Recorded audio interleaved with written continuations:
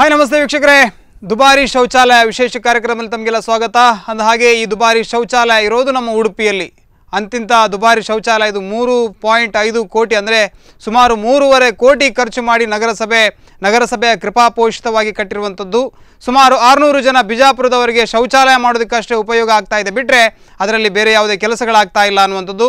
ವಾಸ್ತವದಲ್ಲಿ ಈ ವಿಚಾರ ಏನು ಅಂದರೆ, ಸುಮಾರು 3.5 ಕೋಟಿ ವೆಚ್ಚದಲ್ಲಿ ಉಡುಪಿಯ ಬೀಡಿನಗುಡ್ಡೆ ಮೊದಲು ಕಸ ವಿಲೇವಾರಿ ಆಗ್ತಾ ಇದ್ದಂಥ ಪ್ರದೇಶ, ಅಲ್ಲಿನ ಕಸ ವಿಲೇವಾರಿ ಆಗ್ತಾ ಇದ್ದಂಥ ಪ್ರದೇಶವನ್ನು ತೆರವುಗೊಳಿಸಿ ಅಲ್ಲಿ ಒಂದು ದೊಡ್ಡ ಮಟ್ಟದ ಕ್ರೀಡಾಂಗಣವನ್ನು ನಿರ್ಮಾಣ ಮಾಡಬೇಕು ಅಂತ ಆ ಕಾಲದಲ್ಲಿ ಆಗಿನ ಶಾಸಕರಾಗಿದ್ದಂಥ ರಘುಪತಿ ಭಟ್ರು ಪ್ರಯತ್ನವನ್ನು ಮಾಡಿದರು.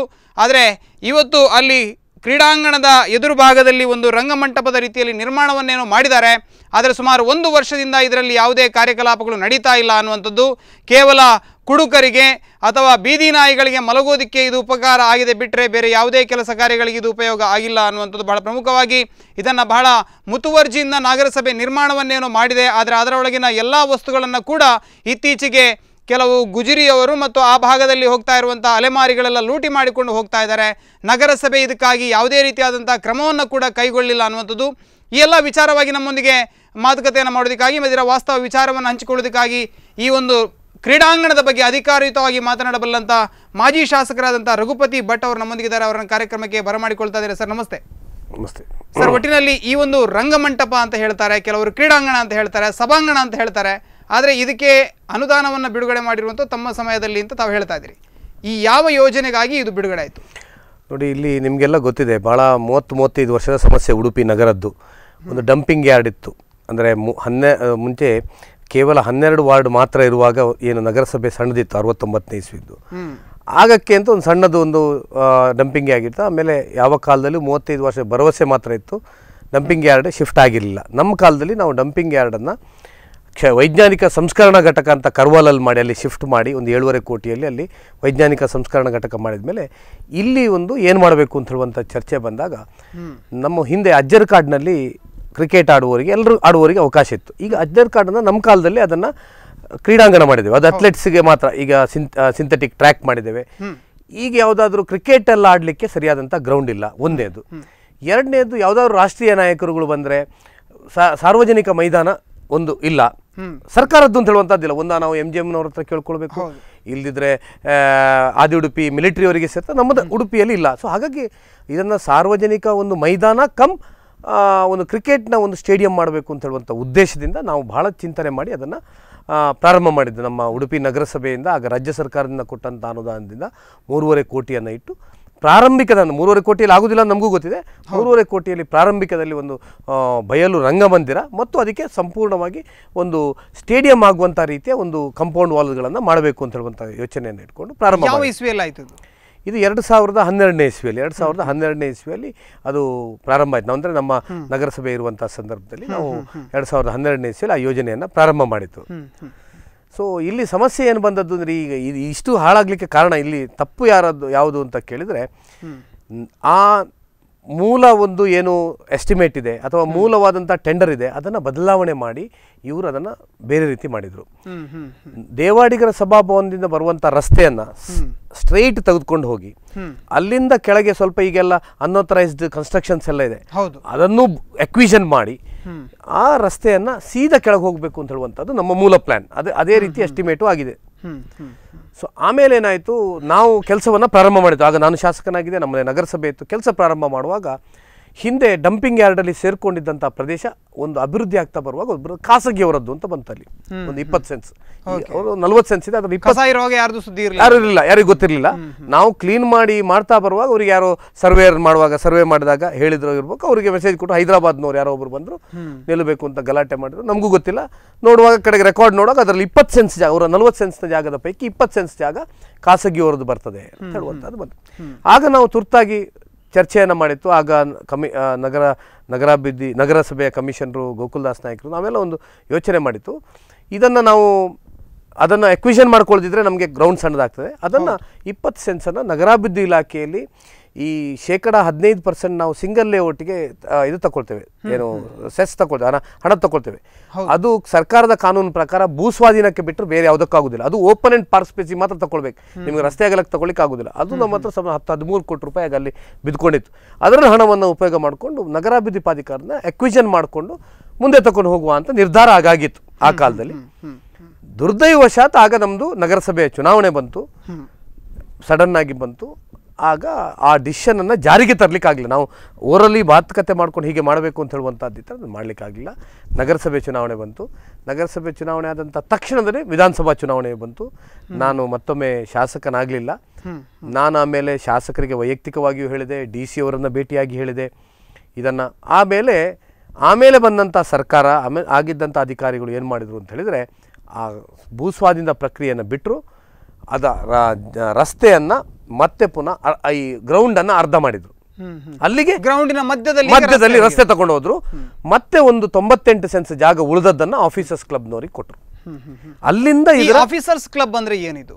ಆಫೀಸರ್ಸ್ ಕ್ಲಬ್ ಅಂತ ಹೇಳಿದ್ರೆ ಎಲ್ಲ ಜಿಲ್ಲೆಯಲ್ಲಿ ಇರ್ತದೆ. ಈ ಜಿಲ್ಲೆಯ ಅಧಿಕಾರಿಗಳು ಅಧ್ಯಕ್ಷರಾಗಿರ್ತಾರೆ, ಎಲ್ಲ ಆಫೀಸರ್ಸ್ ಅದರ ಮೆಂಬರ್ಸ್. ಅವರಿಗೊಂದು ಸರ್ಕಾರಿ ಅಧಿಕಾರಿಗಳು. ಮತ್ತೆ ಕೆಲವರಿಗೆ ಈಗ ಈ ಆಫೀಸರ್ಸ್ ಕ್ಲಬ್ ಅಲ್ಲಿ ಖಾಸಗಿಯವರನ್ನು 5 ಲಕ್ಷ ತಗೊಂಡೆಲ್ಲ ಮಾಡಿದ್ದಾರೆ. ಸೊ ಅವರಿಗೆ ಒಂದು ಮನಸ್ಸಿನ ಒಂದು ಖುಷಿ ಮಾಡ್ಲಿಕ್ಕೆ ಒಂದು ಕ್ಲಬ್ಗಳು ಇರ್ತದೆ ಎಲ್ಲ ಕಡೆ. ಹೌದು. ಸೊ ಅದಕ್ಕೆ ಅವ್ರು ಜಾಗ ಹುಡುಕ್ತಾ ಇದ್ರು. ಇವರಿಗೂ ಅಧಿಕಾರಿಗಳು ಆಗ ಇವ್ರು ಯಾರು ಸುಮ್ಮನೆ ಕೂತ್ಕೊಂಡ್ರು, ಇವ್ರ ಹತ್ರ ಅನುಮತಿ ತಗೊಂಡಿದ್ದಾರಾ, ಇವ್ರ ಹತ್ರ ಕೇಳದೆ ಮಾಡಿದ್ರೆ ನಮ್ಗೆ ಗೊತ್ತಿಲ್ಲ. ಒಂದು ದಿವಸ ನೋಡುವಾಗ ಆಫೀಸರ್ಸ್ ಕ್ಲಬ್ ಇದ್ದು ಶಿಲಾನ್ಯಾಸ ವಿನಯ್ ಕುಮಾರ್ ಸೊರಕೆ ಅವ್ರು ಮಾಡ್ಕೊಂಡ್ರು. ಆ ಕೂಡಲೇ ನಾವು ಜಿಲ್ಲಾಧಿಕಾರಿಗಳಾಗ ರೇಜು ಅವರಿಗೆ ಆಕ್ಷೇಪ ಸಲ್ಲಿಸಿದೆವು, ನೋಡಿ ಅದನ್ನು ಮಾಡಬೇಡಿ. ಮತ್ತೆ ನೋಡುವಾಗ ಏನು ಮಾಡಿದವರು, ಆ 20 ಸೆನ್ಸ್ ಎಕ್ವಿಷನನ್ನು ಕೈ ಬಿಟ್ಟಿದ್ದಾರೆ. ಉಳಿದಂಥ 98 ಸೆನ್ಸನ್ನು ಆಫೀಸರ್ಸ್ ಕ್ಲಬ್ಬಿಗೆ ಕೊಟ್ಟು ರಸ್ತೆಯನ್ನೇ ಗ್ರೌಂಡನ್ನೇ ಅರ್ಧ ತಗೊಂಡು ಈಗ ಅದು ವೇಸ್ಟ್ ಆಯ್ತು. ಈಗ ನಮಗೆ ಆ ಬೀಡಿನ ಗುಡ್ಡೆ ನಮ್ಮ ಏನು ಕಲ್ಪನೆ ಇತ್ತು, ಸಾರ್ವಜನಿಕ ಮೈದಾನ, ಅದಕ್ಕೂ ನೀವು ನೋಡಿ ಅದರಲ್ಲಿ ಫೋಟೋದಲ್ಲಿ ನೋಡಿ, ಅಷ್ಟು ದೊಡ್ಡ ಸಾರ್ವಜನಿಕವಾದಂಥ ರಂಗಮಂದಿರ ಮಾಡಿದಂಥ ಉದ್ದೇಶ ಅಷ್ಟು ಸಣ್ಣ ಜಾಗಕ್ಕಾರ ಅಗತ್ಯ ಇರಲಿಲ್ಲ. ನೀವು ಯೋಚನೆ ಮಾಡಿ, ದೇವಾಡಿಗರ ಒಂದು ಸೇಮ್ ತಗೊಂಡು ಹೋದ್ರೆ ದೊಡ್ಡ ಸ್ಟೇಡಿಯಂಗೆ ಬೇಕಾದಷ್ಟು ಜಾಗ ಆಗ್ತದೆ. ಆಗ ಅಷ್ಟು ದೊಡ್ಡ ರಂಗಮಂದಿರ ಬೇಕಿತ್ತು, ಯಾವುದಾದ್ರು ದೊಡ್ಡ ಕಾರ್ಯಕ್ರಮ ಮಾಡೋದಾದ್ರೆ ಎಲ್ಲ ಅಂತ. ಆದ್ರೆ ಅದರ ಮೂಲ ಉದ್ದೇಶವೇ ಈಗ ಹಾಳಾಗಿ ಅದು ಈಗ ವೇಸ್ಟ್ ಪೀಸ್ ಆದಾಗ ಆಗಿದೆ. ಇದರ ಬಗ್ಗೆ ಯಾಕೆ ಧ್ವನಿ ಎತ್ತಾ ಇಲ್ಲ ನಿಮ್ಮ ವಿರೋಧ ಪಕ್ಷಗಳು ಅಂತ ಹೇಳಿ? ಧ್ವನಿಯಾಗಿದೆ. ನೀವು ನಗರಸಭೆ ಅಧಿವೇಶನದಲ್ಲಿ ಗಲಾಟೆ ಆಗಿದೆ. ನಾನಂತೂ ಪತ್ರಿಕಾಗೋಷ್ಠಿ ಮಾಡಿ ಹೇಳಿದ್ದೇನೆ, ಜಿಲ್ಲಾಧಿಕಾರಿಗಳಿಗೆ ಇದು ಮಾಡಿದ್ದೇನೆ, ಸಾಕಷ್ಟು ಬಾರಿ ಮಾಡಿ. ಅವರಿಗೆ ಯಾವ್ದು ಹೇಳಿದ್ರು ಅವ್ರು ಇದನ್ನ ಯಾರು ಅದಕ್ಕೆ ಸ್ಪಂದಿಸುವರಿಲ್ಲ. ಇಲ್ಲಿ ಏನಾಗಿದೆ ಅಂತ ಹೇಳಿದ್ರೆ, ಯಾರು ಜನಪ್ರತಿನಿಧಿ ಆದವರು ಇದನ್ನ ಯೋಚನೆ ಮಾಡಬೇಕು. ಇವತ್ತು ಶಾಸಕರಾದವರು ಜವಾಬ್ದಾರಿ ತಗೊಂಡು ಇದನ್ನ ಈ ತರ ಹಾಳಾಗ್ಲಿಕ್ಕೆ ಬಿಡಬಾರ್ದಿತ್ತು. ಆದ್ರೆ ಅವ್ರು ಅದನ್ನು ಬಿಟ್ಟು ಅದರ ಸುದ್ದಿಯಲ್ಲೇ ಇಲ್ಲ. ಇವತ್ತೇನಾಗಿದೆ, ಅಷ್ಟು ಒಳ್ಳೆಯ ರಂಗಮಂದಿರ ಮಾಡಿದಂಥದ್ದು ಬೇಡುವವರಿಗೆ ಮಲ್ಕೊಳ್ಳಿಕ್ಕೆ ಪರಿಸ್ಥಿತಿ ಆಗಿದೆ. ಈಗ ಅಲ್ಲಿ ಒಂದು ನಿರ್ಮಾಣ ಆಗಿರೋದ್ರ ಎಸ್ಟಿಮೇಟ್ ಎಷ್ಟಿರ್ಬೋದು ಅಂತ ನಿಮ್ಗೆ ಅನಿಸ್ತಾ ಇದೆ? ಅದು ಸುಮಾರು 1 ಕೋಟಿ ರೂಪಾಯಿ ವೆಚ್ಚ, ಹತ್ರ 1 ಕೋಟಿ ರೂಪಾಯಿ ಆಗಿರ್ಬೋದು. ಒಟ್ಟು 3.5 ಕೋಟಿ ರೂಪಾಯಿ ಅದರದ್ದು. ಅದರಲ್ಲಿ ರಂಗಮಂದಿರವೇ ಸಾಧಾರಣ ಹತ್ರ ಅಂದ್ರೆ 75-80 ಲಕ್ಷ 1 ಕೋಟಿಯ ಏನೋ ಎಸ್ಟಿಮೇಟ್ ಬರ್ತದೆ. ಅಷ್ಟು ಅಂದ್ರೆ ನೀವು ಯೋಚನೆ ಮಾಡುವ, ಅದನ್ನು ಯಾಕೆ ಮಾಡಿದ್ದೆವು ನಾವಾಗ ಅಂದ್ರೆ, ನೀವು ಯೋಚನೆ ಅಷ್ಟು ದೊಡ್ಡ ಪೂರ್ತಿ ಗ್ರೌಂಡ್ ಬಂದಾಗ ನಾಳೆ ಕಾರ್ಯಕ್ರಮ ಆಗುವಾಗ ಒಂದು ರಂಗಮಂದಿರ ಅಂತದ್ದು ಬೇಕಾಗ್ತದೆ. ಈಗ ನೋಡಿ, ನೀವೊಂದು ನಾಳೆ ನರೇಂದ್ರ ಮೋದಿ ಅವರು ಬಂದ್ರು, ಅಥವಾ ರಾಹುಲ್ ಗಾಂಧಿ ಬಂದ್ರು, ಸೋನಿಯಾ ಗಾಂಧಿ, ಯಾರೋ ಪಾರ್ಟಿಯ ಒಂದು ರಾಷ್ಟ್ರೀಯ ನಾಯಕರು ಬಂದ್ರೆ, ಒಂದು ಈಗ ಮಂಗಳೂರಲ್ಲಿ ನೆಹರು ಮೈದಾನ ಇದೆ ಅಂತ ಒಂದು ಮೈದಾನವೇ ಇಲ್ಲ, ಅದಕ್ಕೂ ಆಗ್ತದೆ. ಮತ್ತೆ ಉಡುಪಿಯ ಕ್ರಿಕೆಟ್ನವರಿಗೆ ಆಡ್ಲಿಕ್ಕೆ ಒಂದು ಗ್ರೌಂಡೇ ಇಲ್ಲ ಇವತ್ತು. ಒಂದು ಗ್ರೌಂಡು ಇಲ್ಲ ಎಲ್ಲೆಲ್ಲಿ. ಈಗೆಲ್ಲ 20 yards 30 yards ಆದ ಅದೇ ಕಾರಣಕ್ಕೋಸ್ಕರ. ಯಾಕಂದ್ರೆ ಕ್ರಿಕೆಟ್ ಸರಿಯಾದ ಆಡ್ಲಿಕ್ಕೆ 60 yardsನ ಗ್ರೌಂಡ್ ಇಲ್ಲ. ಅದಕ್ಕೂ ಉಪಯೋಗ ಆಗ್ತದೆ ನೋಡಿ. ನಾವು ಅದಕ್ಕೋಸ್ಕರ ಕಿರಣ್ ಕುಮಾರ್ ನಗರಸಭೆ ಅಧ್ಯಕ್ಷರಾಗಿದ್ದು, ನಾನು ಮತ್ತು ಅವರು ಕಾರ್ಪೊರೇಷನ್ ಬ್ಯಾಂಕ್ ಚೇರ್ಮನ್ ಹತ್ರ ಹೋಗಿ ಲಿಖಿತವಾಗಿ ಮನವಿ ಕೊಟ್ಟು ಬಂದಿದ್ದೇವೆ. ಆ ಗ್ರೌಂಡ್ಗೆ ಹಾಜಿ ಅಬ್ದುಲ್ಲಾ ಸಾಹೇಬ್ರ ಹೆಸರನ್ನು ಇಡೋಣ. ಯಾಕಂದ್ರೆ ಹಾಜಿ ಅಬ್ದುಲ್ಲಾ ಸಾಹೇಬ್ರ ಕೊಡುಗೆ ಈ ಉಡುಪಿಗೆ ತುಂಬಾ ಇದೆ. ಅವರು ತಾಲೂಕು ಬೋರ್ಡ್ ಅಧ್ಯಕ್ಷರಾಗಿ ತುಂಬಾ ಈ ಆಸ್ಪತ್ರೆ ಎಲ್ಲ ಮಾಡಿದ್ದಾರೆ. ಅವ್ರ ಹೆಸರಿಡೋಣ. ಕಾರ್ಪೊರೇಷನ್ ಬ್ಯಾಂಕ್ನವ್ರು ನೀವು 1 ಕೋಟಿ ರೂಪಾಯಿ ಗ್ಯಾಲರಿಗೆ ಸ್ಟಾರ್ಟ್ ಮಾಡಿ. ಈಗ ನಮ್ದು 3.5 ಕೋಟಿ ರೂಪಾಯಿ ಸಾಕಾಗುದಿಲ್ಲ. ಅದು ಟೋಟಲ್ ನಮ್ಮ ವೆಚ್ಚ ಸುಮಾರು ಒಂದು 10 ಕೋಟಿ 12 ಕೋಟಿ ರೂಪಾಯಿ ಇದ್ದು ನಮ್ದು ಇಡೀ ಸ್ಟೇಡಿಯಂ, ಅದಕ್ಕೆ ಗ್ಯಾಲರಿ ಎಲ್ಲ ಬಂದಾಗ ನಾವು ಹಾಕಿದಂತ ಯೋಜನೆ ಪ್ರಕಾರ 1 ಕೋಟಿ ರೂಪಾಯಲ್ಲಿ ಅರ್ಧ ಗ್ಯಾಲರಿ ಸ್ಟಾರ್ಟ್ ಮಾಡೋಣ ಅಂತ ಅವರೆಲ್ಲ ಒಪ್ಪಿದ್ರು. ಮತ್ತೆ ಅದೇ ಎಲ್ಲ ದುರ್ದೈವ ಏನಾಯ್ತು ಅಂದ್ರೆ, ಇದೆಲ್ಲವೂ ಪ್ಲಾನ್ ಆಗ್ತಾ ಬರುವಾಗ 12ನೇ ಇಸ್ವಿ ಆಯ್ತು, ಕೊನೆ ಆಯ್ತು. 13ನೇ ಇಸ್ವಿ ಸ್ಟಾರ್ಟಿಂಗಿಗೆ ಜನವರಿಯಲ್ಲಿ ಇಲೆಕ್ಷನ್ ಆಯಿತು. ಸೊ ಇಲೆಕ್ಷನ್ ಬಂದ ಕೂಡಲೇ ಎಲ್ಲ ಅಧಿಕಾರಿಗಳು ಇದಾದ್ರು. ಮತ್ತೆ ನಾವು ಯಾರು ಮತ್ತೆ ನಮ್ಮ ನಗರಸಭೆ ಆಡಳಿತವೂ ಬರಲಿಲ್ಲ, ನಾನು ಶಾಸಕನಾಗಲಿಲ್ಲ. ಇಲ್ಲಿ ಹೇಳುವವರು ಕೇಳುವವರು ಅಧಿಕಾರಿಗಳಿಗೆ ಅವ್ರಿಗೆ ಬೇಕಾದಂಥ ಆಫೀಸರ್ಸ್ ಕ್ಲಬ್ ಅನ್ನು ಭದ್ರ ಮಾಡಿಕೊಂಡ್ರು ಅವ್ರಿಗೆ. ಅಲ್ಲ, ಈಗ ಇಲ್ಲಿ ಇತ್ತೀಚೆಗೆ ನಗರಸಭಾ ಅಧ್ಯಕ್ಷರು ಹೇಳ್ತಾ ಇದ್ದಾರೆ, ಉಡುಪಿ ಅನ್ನುವಂಥದ್ದು ಬಯಲು ಶೌಚಾಲಯ ಮುಕ್ತ ನಗರ ಆಗಿದೆ ಅಂತ ಅವರು ಮೊನ್ನೆ ಘೋಷಣೆಯನ್ನು ಮಾಡಿದರು. ಆದರೆ ನಾವು ಪ್ರತಿದಿನ ನೋಡ್ತಾ ಇದ್ದೇವೆ ಬೀಡಿನಗುಡ್ಡೆಯಲ್ಲಿ ಬಹಳ ದೊಡ್ಡ ಸಮಸ್ಯೆ ಇರುವುದು ಬಯಲು ಶೌಚಾಲಯ. ಅಲ್ಲಿರುವಂಥ ಒಂದು 600-700 ಮನೆಗಳ ಸಾವಿರಾರು ಜನ ಇವತ್ತು ಸರ್ಕಾರಿ ಜಾಗವನ್ನು, ಅದರಲ್ಲೂ ಕೂಡ ನೀವು ಹೇಳಿರುವಂಥ ಆ ಫ್ಲಾಟನ್ನೇ ಅವಲಂಬಿಸಿಕೊಂಡಿರುವಂಥದ್ದು. ಈ ಸಮಸ್ಯೆಯನ್ನು ಬಗೆಹರಿಸುವ ನಿಟ್ಟಿನಲ್ಲಿ ನಿಮ್ಮ ಸಮಯದಲ್ಲಿ ಏನಾದರೂ ಕೆಲಸಗಳನ್ನು ಮಾಡಿದಿರ ನೀವು? ಆಗ ನಾವು ಯೋಚನೆ ಮಾಡಿತ್ತು, ಇವರೆಲ್ಲರನ್ನ ಶಿಫ್ಟ್ ಮಾಡಿ ಅಂಜಾರ್ನ ಬಳಿಯಲ್ಲಿ ಇವರಿಗೆಲ್ಲ ಒಂದು ಫ್ಲ್ಯಾಟ್ನ ರೀತಿಯಲ್ಲಿ ಕೂಲಿ ಕಾರ್ಮಿಕರಿಗೋಸ್ಕರ ಒಂದು ಫ್ಲ್ಯಾಟನ್ನು ಮಾಡೋದು ಅಂತ ಹೇಳುವಂಥ ಯೋಚನೆಯನ್ನು ನಾವು ಮಾಡಿತ್ತು. ಮತ್ತು ಅಲ್ಲಿ ಆ ಸಂದರ್ಭದಲ್ಲಿ ಅದು ಗೋಮಾಳ ಇಲ್ಲೆಲ್ಲ ನಮ್ಮ ಪೊನ್ನುರಾಜು ಅವರು ಜಿಲ್ಲಾಧಿಕಾರಿಗಳಾಗಿದ್ದಾಗ ಅದರ ಬಗ್ಗೆ ಬಹಳ ಚಿಂತನೆಯನ್ನು ಮಾಡಿತ್ತು. ಬಟ್ ಆಮೇಲೆ ಅದು ಜಾಗ ಗೋಮಾಳಕ್ಕೆ ಬಂತು. ಆ ಗೋಮಾಳನ್ನು ಕನ್ವರ್ಟ್ ಮಾಡುವಂಥ ಸಂದರ್ಭದಲ್ಲಿ ಅದು ಆಗಲಿಲ್ಲ. ಬಟ್ ಅದಕ್ಕೆ ಪರಿಹಾರ ಅಷ್ಟೇ, ಅವರಿಗೆಲ್ಲರಿಗೂ ಒಂದು ಕಡೆ ಎಲ್ಲಿಯಾದರೂ ಒಂದು ರೆಂಟೆಡ್ ಅವರಿಗೆ ಒಂದು ಫ್ಲ್ಯಾಟ್ಸ್ಗಳನ್ನು ಚೀಪರಲ್ಲಿ ಒಂದು ಫ್ಲ್ಯಾಟ್ಸ್ಗಳನ್ನು ಮಾಡಿ ಅವರಿಗೆ ಬಾಡಿಗೆ ಕೊಟ್ಟು ಅವ್ರನ್ನೆಲ್ಲ ಶಿಫ್ಟ್ ಮಾಡಬೇಕು. ಯಾಕಂದರೆ ಇವತ್ತು ಅಲ್ಲಿರುವವರೆಲ್ಲ ಉತ್ತರ ಕರ್ನಾಟಕದ ಕೂಲಿ ಕಾರ್ಮಿಕರು. ನಮಗೆ ಉಡುಪಿಗೆ ಇವತ್ತು ಅವರಿಲ್ಲದೆ ಕನ್ಸ್ಟ್ರಕ್ಷನ್ ಫೀಲ್ಡ್ ನಡೆಯಲ್ಲ. ಒಂದು ಅವರು ಅನಿವಾರ್ಯತೆ ಆಗಿದ್ದಾರೆ. ಎರಡನೇದ್ದು ಅವರಿಗೆ ಅವ್ರ ಸ್ವಭಾವ ಆ ರೀತಿಯಾಗಿದೆ. ಎಲ್ಲಿ ಯಾರು ಒಂದು ಡೇರೆ ಹಾಕಿರ್ತಾರೆ, ಟಾಯ್ಲೆಟ್ ಇಲ್ಲ. ಆದರೆ ಅಲ್ಲಿ ಯಾರು ಖಾಸಗಿಯವರಿಗೆ ಕಟ್ಟುನಿಟ್ಟು ಯಾರು ಖಾಸಗಿಯವರು ಬಾಡಿಗೆ ಕೊಡ್ತಾರೆ ಅವರು ಟಾಯ್ಲೆಟ್ ಗಿಲೆಟ್ ಹಾಕಿ ಮಾಡಬೇಕು ಅಂತ ಹೇಳುವಂತ ನಗರಸಭೆಯ ಜವಾಬ್ದಾರಿ ಅಂತ. ಖಂಡಿತವಾಗಿ ನಗರಸಭೆ ಜವಾಬ್ದಾರಿ. ಹಿಂದೆ ನಾವೆಲ್ಲ ಅವರಿಗೆಲ್ಲ ನೋಟಿಸ್ ಕೊಟ್ಟಿತ್ತು, ಬಹಳಷ್ಟು ಕ್ರಮ ಕೈಗೊಳ್ಳುವಂತದ್ದನ್ನ ಕಸ ಹಾಕಿದ್ರೆ ಅದನ್ನ ಪ್ರಶ್ನೆ ಮಾಡೋದಕ್ಕೆ ನಗರಸಭೆ ಇದೆ. ಆದ್ರೆ ಇಷ್ಟು ವರ್ಷದಿಂದ ಅವರು ಅಷ್ಟು ಗಲೀಜನ್ನ ಮಾಡ್ತಾ ಇದ್ದಾರೆ, ಅದನ್ನ ಯಾಕೆ ಪ್ರಶ್ನೆ ಮಾಡ್ತಾ ಇಲ್ಲ? ಖಂಡಿತವಾಗಿಯೂ ಆ ಖಾಸಗಿಯವರು ಬಾಡಿಗೆ ತಗೊಳ್ತಾರೆ, ಧರ್ಮಕ್ಕೆ ಕುಳಿಸ್ಕೊಳ್ಸಿಲ್ಲ ಅವರನ್ನು. ಅವರು ತಿಂಗಳಿಗೆ ಎಷ್ಟ 500 1,000 ಏನೋ ತಗೊಳ್ತಾರೆ. ಶೌಚಾಲಯವನ್ನು ಮಾಡಿಕೊಟ್ಟು ಒಂದು 500 ರೂಪಾಯಿ ಜಾಸ್ತಿ ಇಡ್ಲಿ ಅವರಿಗೆ, ಏನು ಅವರೇನೀಗ ಅವ್ರಿಗೇನು ಕಡಿಮೆ ಸಂಬಳ ಇಲ್ಲ. ಈಗ ಎಲ್ಲ ಉತ್ತರ ಕರ್ನಾಟಕದಿಂದ ಬಂದವರು ಹೇಳಿದ್ರು, ಹಿಂದೆ ಎಲ್ಲ 100 ರೂಪಾಯಿ 150, ಇವತ್ತು 500 ರೂಪಾಯಿ ಕಮ್ಮಿ. ಯಾರು 15,000 ಮಿನಿಮಮ್ ದುಡಿತಾರೆ. ಅವ್ರಿಗೆ ಅದರಲ್ಲಿ ಒಂದು 500 ರೂಪಾಯಿ ಎಕ್ಸ್ಟ್ರಾ ಕೊಟ್ಟು ಒಂದು ಟಾಯ್ಲೆಟ್ ಬಾಡಿಗೆ ಎಕ್ಸ್ಟ್ರಾ ತಗೊಳ್ಳಿ, ಟಾಯ್ಲೆಟ್ ಶೌಚಾಲಯ ಕ್ಲೀನ್, ಅದನ್ನ ಕಂಡೀಷನನ್ನು 100% ನಗರಸಭೆ ನಾವೆಲ್ಲ ಹಿಂದೆ ಆ ಖಾಸಗಿಯವರಿಗೆಲ್ಲ ನೋಟಿಸನ್ನು ಬಿಟ್ಟಿತ್ತು. ಆ ಕ್ರಮ ಕೈಗೊಳ್ಳುವಂಥ ಸಂದರ್ಭದಲ್ಲಿ ನಮ್ಮ ಅಧಿಕಾರ ಆಗ ಅವಧಿ ಮುಗಿಯಿತು. ಅಲ್ಲ ಸರ್, ಇವತ್ತು ಕೂಡ ನಾನು ಪ್ರಶ್ನೆ ಮಾಡಿದಾಗ ಇವರು ಕೂಡ ನೋಟಿಸನ್ನು ಬಿಟ್ಟಿದ್ದಾರೆ. ಇವತ್ತು ಕೂಡ ಜಿಲ್ಲಾಧಿಕಾರಿ ಅವರು ನೋಟಿಸನ್ನು ಬಿಟ್ಟಿದ್ದಾರೆ. ಒಂದು ಅವರಿಗೆ ಬೇಕಾದಂಥ ಶೌಚಾಲಯದ ವ್ಯವಸ್ಥೆಯನ್ನು ಮಾಡಿ, ಇಲ್ಲದಿದ್ದರೆ ಅವರನ್ನಲ್ಲಿ ಖಾಲಿ ಮಾಡಿ ಅಂತ ಹೇಳುವಂಥ ನೋಟಿಸನ್ನು ಬಿಟ್ಟಿದ್ದಾರೆ. ಈ ನೋಟಿಸ್ಗಳ ಸರಮಾಲೆ ಹೋಗ್ತಾ ಇದೆ, ಬಿಟ್ಟರೆ ಯಾವುದೇ ರೀತಿ ಆಕ್ಷನ್ಸ್ ಆಗ್ತಾ ಇಲ್ಲ. ಅಲ್ಲ, ನೋಟಿಸ್ಗಳಿಂದಲೇ ಆಗೋದಿಲ್ಲ. ಅಲ್ಲಿ ಹೋಗಿ ಅವ್ರ ಬಗ್ಗೆ ನಾವು ಸ್ವಲ್ಪ ಕಠಿಣ ಕ್ರಮವನ್ನು ಮಾಡಿದರೆ ಅವರು ಮಾಡ್ತಾರೆ ಅಂತ. ಅದು ನಾವು ನಿಮ್ಮ ನಿಟ್ಟೂರು ಭಾಗದಲ್ಲಿ ಒಂದಷ್ಟು ನಮ್ಮ ಕಾಲದಲ್ಲಿ ನಾವು ಮಾಡಿತ್ತು. ಈಗೆಲ್ಲಲ್ಲಿ ಸ್ವಲ್ಪ ಶೌಚಾಲಯವನ್ನು ಮಾಡ್ಕೊಂಡಿದ್ದಾರೆ ಖಾಸಗಿಯವರು.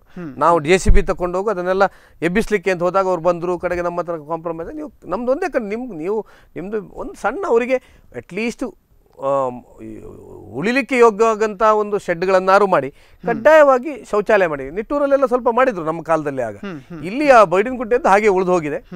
ಅದು ಬಹಳ ಅಗತ್ಯವಾಗಿ ನಗರಸಭೆ ಮಾಡಬೇಕಾದಂತಹದ್ದು. ಇನ್ನು ಡಂಪಿಂಗ್ ಯಾರ್ಡನ್ನು ಶಿಫ್ಟ್ ಮಾಡಿದ್ದೇನೆ ಅಂತ ತಾವು ಹೇಳಿದ್ರಿ. ಇವತ್ತು ಡಂಪಿಂಗ್ ಯಾರ್ಡ್ ಶಿಫ್ಟ್ ಆದ ನಂತರ ಕೂಡ ಆ ಭಾಗದಲ್ಲಿ ಮತ್ತೆ ಕಸ ಜಮಾವಣೆ ಆಗ್ತಾ ಇದೆ. ಮತ್ತೊಂದು ಕಡೆಯಲ್ಲಿ ಏನು ಕಸವನ್ನು ಘನತ್ಯಾಜ್ಯ ವಿಲೇವಾರಿ ಅಂತ ಹೇಳಿ ಪ್ರತ್ಯೇಕವಾದಂಥ ಒಂದು ಘಟಕವನ್ನು ಅದೇ ಭಾಗದಲ್ಲಿ ಮಾಡುವಂಥ ಪ್ರಯತ್ನವನ್ನು ಕೂಡ ಮಾಡಿದರು. ಸ್ಥಳೀಯರು ವಿರೋಧವನ್ನು ವ್ಯಕ್ತ ಮಾಡಿದರು. ಎಲ್ಲಿ ಇದೆ ಬೀಡಿನಗುಡ್ಡೆ ಭಾಗದಲ್ಲೇ. ಬೀಡಿನಗುಡ್ಡೆಯಲ್ಲಿ ಯಾವುದು ನಾವು ಯೋಚನೆ ಮಾಡಿದಂಥ ನೋಡಿ, ಬೀಡಿನಗುಡ್ಡೆಯಲ್ಲಿ ಯಾವುದೇ ಒಂದು ಕಸದ ತೊಟ್ಟಿಯನ್ನು ಇಡಬಾರ್ದು ಅಂತ ಹೇಳುವಂಥ ಯೋಜನೆಯನ್ನು ಮಾಡಿ ಒಂದು ಕಸ ಇಲ್ಲ. ಈಗೇನಾಗಿದೆ, ಡಂಪಿಂಗ್ ಯಾರ್ಡ್ ಆಯಿತು ವಾಪಸ್. ಅಂದರೆ ನೋಡಿ, ಒಂದನೇದು ಸರಿಯಾದಂಥ ನಿರ್ವಹಣೆ ಇಲ್ಲದಿದ್ದಾಗ ಈಗ ಇವರು ಆ ಮಧ್ಯ ರಸ್ತೆ ಬಂದದ್ರಿಂದ ಈಗ ಯಾರು ಅಲ್ಲಿ ಆಡ್ಲಿಕ್ಕೂ ಹೋಗುದಿಲ್ಲ, ಅಥವಾ ಅದನ್ನ ಯಾವುದನ್ನು ಉಪಯೋಗ ಆಗ್ತಾ ಇಲ್ಲ. ಇವರು ಇದಕ್ಕೆ ಒಂದು ನಿರ್ವಹಣಾ ಸಮಿತಿಯನ್ನು ಒಂದು ಒಳ್ಳೆ ರೀತಿಯಲ್ಲಿ ಮಾಡಿ ಅದನ್ನ ಈಗ ಏನು ಮಾಡ್ತೀರ, ಅಲ್ಲಿ ಜಾಗವೇ ಇಲ್ಲ. ಈಗ ನಿಮಗೆ ಅಷ್ಟು ದೊಡ್ಡ ರಂಗಮಂದಿರ ಆಗಿದೆ, ಅದರ ಎದುರು ಒಂದು 100-150 ಫೀಟ್ ಜಾಗ ಇಲ್ಲ. ಅಂದ್ರೆ ಇದಕ್ಕೆ ಅಷ್ಟು ದೊಡ್ಡ ರಂಗಮಂದಿರಕ್ಕೆ ಬೇಕಂತ ಜಾಗ ಇಲ್ಲ. ಒಟ್ಟಾರೆ ಇದನ್ನ ನೋಡಿ, ಜನಪ್ರತಿನಿಧಿಗಳು ಗಮನ ಕೊಡ್ಲಿಲ್ಲ. ಅಧಿಕಾರಿಗಳು ಅವ್ರಿಗೆ ಏನಾಯ್ತು, ಕಾಂಟ್ರಾಕ್ಟರ್ಗೆ ಟೆಂಡರ್ ಆಗಿದೆ. ಎಷ್ಟು 3.5 ಕೋಟಿ ರೂಪಾಯಿದು ಬೇರೆ ಬೇರೆ ಟೆಂಡರ್ ಅದು. ಒಬ್ಬರಿಗೆ ಮಣ್ಣು ಶಿಫ್ಟಿಂಗ್ಗೆ ಕೆಲವರಿಗೆ ಟೆಂಡರ್ ಆದ್ದು, ರಂಗಮಂದಿರಕ್ಕೆ ಒಬ್ಬರಿಗೆ ಟೆಂಡರ್ ಆದ್ದು, ಮತ್ತೆ ಕಂಪೌಂಡ್ ವಾಲು ಮತ್ತೆ ಬೇರೆ ಕಡೆ ಅವರವರ ಕೆಲಸ ಮಾಡ್ಕೊಂಡು ಬಿಲ್ ಮಾಸ್ ಮಾಡ್ಕೊಳ್ಳಿಕ್ಕೆ ಏನೇನೋ ಮಾಡ್ಕೊಂಡು ರಸ್ತೆಯನ್ನು ಎಲ್ಲಿ ತಗೊಂಡೋದ್ರು. ನೀವು ನೋಡಿದಿರಲ್ಲ, ಸುಮಾರು ಅದೇ ಸ್ಟ್ರೈಟ್ ದೇವಾಡಿಗರ ಸಂಘದಿಂದ ಸ್ಟ್ರೈಟ್ ರಸ್ತೆ ಹೋಗ್ತಿದ್ರೆ ನಿಮ್ಗೆ ಒಳ್ಳೆ ಕ್ರೀಡಾಂಗಣವೂ ಆಗ್ತಿತ್ತು, ಫಸ್ಟ್ ಕ್ಲಾಸ್ ಸಾರ್ವಜನಿಕ ಮೈದಾನವೂ ಆಗ್ತಿತ್ತು, ಎಲ್ಲವೂ ಆಗ್ತಿತ್ತು. ಆಗ ಈ ರೀತಿ ಪಾಲ್ ಬೀಳ್ತಿರ್ಲಿಲ್ಲ. ನಿಮಗೆ ಸಾರ್ವಜನಿಕ ಮೈದಾನ ಆದರೆ ಮಕ್ಕಳು ಆಡ್ಲಿಕ್ಕೆ ಬಂದ್ರೆ, ಅಲ್ಲಿ ಕ್ರಿಕೆಟ್ ಆಡ್ಲಿಕ್ಕೆ ಬರ್ತಿದ್ರೆ ಜಾಗ ದೊಡ್ಡದಿದ್ರೆ ಬರೋದಿಲ್ಲ. ಇವತ್ತು ಮಕ್ಕಳಿಗೆ ಆಡ್ಲಿಕ್ಕೆ ಜಾಗ ಇಲ್ಲ. ಸೊ ಅದೊಂದು ಉಪಯೋಗ ಆಗ್ತಾ ಇರ್ತಿತ್ತು. ಈಗ ಯಾವುದೂ ಇಲ್ಲ. ಅಲ್ಲಿ ಬೇಡುವವರಿಗೆ ಮಲ್ಕೊಳ್ಳಿಕ್ಕೆ ಒಂದು ಒಳ್ಳೆ ಸ್ಥಳ ಆಗಿದೆ ಬಿಟ್ರೆ ಇದರ ಬಗ್ಗೆ ಇನ್ನಷ್ಟು ಪ್ರಶ್ನೆಗಳಿವೆ, ಅದನ್ನು ಕೇಳೋಣ. ಶಾಸಕರ ಆ ಒಂದಷ್ಟು ಕಾರ್ಯವೈಖರಿಯ ಬಗ್ಗೆ ಕೂಡ ನಾನು ನಿಮಗೆ ಕೇಳಿದ್ದೇನೆ. ಒಂದು ಪುಟ್ಟ ವಿರಾಮವನ್ನು ತೆಗೆದುಕೊಳ್ತಾ ಇದ್ದೇನೆ ವೀಕ್ಷಕರೇ. ವಿರಾಮದ ಬಳಿಕ ಕಾರ್ಯಕ್ರಮ ಮತ್ತೆ ಮುಂದುವರಿಯುತ್ತೆ.